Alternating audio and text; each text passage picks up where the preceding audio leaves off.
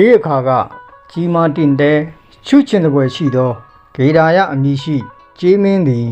များစွာသောအချမ်းရံတို့ဖြင့်အိုမင်းမဆန်းသောမိဘတို့ကိုလှုပ်ကြွေးကာနေထိုင်လေသည်တနေ့သောလူတို့စိုက်ပျိုးထားသောကောက်တလေးလေတို့၌တွားရောက်စားတော့ကြရာလေဆောင်သည်6လန့်မောင်းထုတ်တော်လဲမရဘဲဖြစ်နေလေသည်အရှားကြီးတို့သည်အစာကိုအဝစား၍ပြန်ကြကုန်တော်လဲကျေးမင်းသည်ကအဝစားရုံများမကများစွာသောတလင်းနှံတို့ကိုဆောင်ယူသွားလေသည်လေဆောင်သည်ထိုအကြောင်းအရာကိုလေရှင်အားပြောကြားလေရာလေရှင်ကကြော့ကွင်းဖြင့်ထောင်ပန်းခိုင်းသည့်အခါကျေးမင်းသည်ကြော့ကွင်းတွင်မိသွားလေတော့သည်ကျေးမင်းသည်မိမိချွေတွင်ကြော့ကွင်းမိနေကြောင်းကိုသိတော်လဲမိမိနောက်လိုက်ကျေးတို့အစာမဝမီကြောက်လန့်ပြန်ပြေးသွားမှာကိုမဖြစ်စေလိုသည့်အတွက်ကျေးတို့အစာဝခြင်းလောက်မှအိုအဆွေတို့ငါသည်ယခုအခါကြော်ကွင်းတွင်မိနေလေပြီဟုအော်ပြောလေတော့သည်ထိုအခါကျေးတို့သည်ကျေးမင်းအားထားခဲ့ကပြန်ပြေးကြကုန်သည်လဲဆောင်သည်ကျေးမင်းကိုယူ၍လဲရှင်အားပြ၏လဲရှင်လဲတင့်တဲ့ကြီးမားသောကျေးမင်းကိုမြင်လျင်အလွန်ချစ်ခင်ဝမ်းမြောက်လျက်အမောင်ကြီးသာအမောင်သည်ဝမ်းဝယုံစားသည်သာမဟုတ်ကောက်တလေးနှံတို့ကိုယူဆောင်၍လဲသွားသေးသည်ဟုငါကြားသိရ၏အဘယ်ကြောင့်နည်းအသက်၌ကြီးကြထား၍ကောက်တလေးတို့ကိုတုံမီးလေသလားဟုမေးလေသည်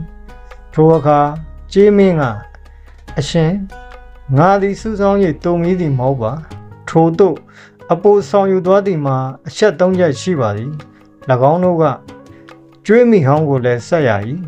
ကျွေးမိတဲ့ကိုလည်းခြာပေးရ၏အစင်လိုက်သောရွှေအိုးကိုလည်းမြုပ်ရ၏ဟုဆိုလေသည်ဤတွင်လေရှင်က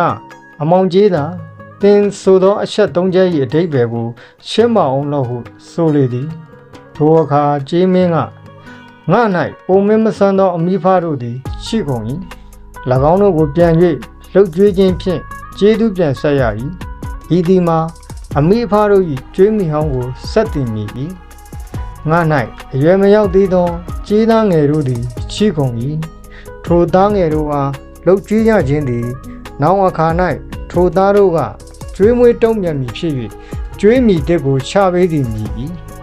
ငါတို့နေရာအရက်၌အိုမင်းမဆန်းသောကျေးအိုတို့သည်ရှိကုန်၏ထိုကျေးအိုတို့အားလည်းပေးလူရ၏ထို့သို့ပေးလူခြင်းသည်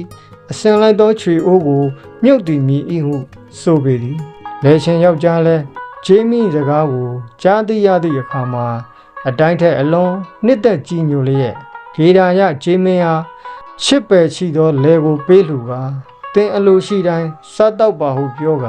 ဂျေမင်းအားသူနေထိုင်ရအရက်စီတို့ပြန်ခွင့်ပြုလိုက်လေတော့သည်ဤချက်တော်လေးမှာဂေဒါယဂျေမင်းလောက်ကိုင်းဆောင်ရွက်မှုတို့ကိုအတူယူ၍ပြစ္ဆုတ်ပန်းတန်တရားကြီးပွားကြောင်းတရားတွေနဲ့ရောင်မွေ့နိုင်ကြပါစေဟုဆုတောင်းပေးရင်ခုဗီဒီယိုလေးကမိတ်ဆွေတို့အတွက်ကျိုးတစုံတရာရရှိခဲ့မယ်ဆိုရင်ကျွန်တော်ရဲ့ channel လေးကို like subscribe လေးလုပ်ခဲ့ပေးဖို့မေတ္တာရက်ခံအပ်ပါတယ်ကြည့်ချူပေးတဲ့အတွက်အားလုံးကိုကျေးဇူးတူးတင်ပါတယ်ခင်ဗျာ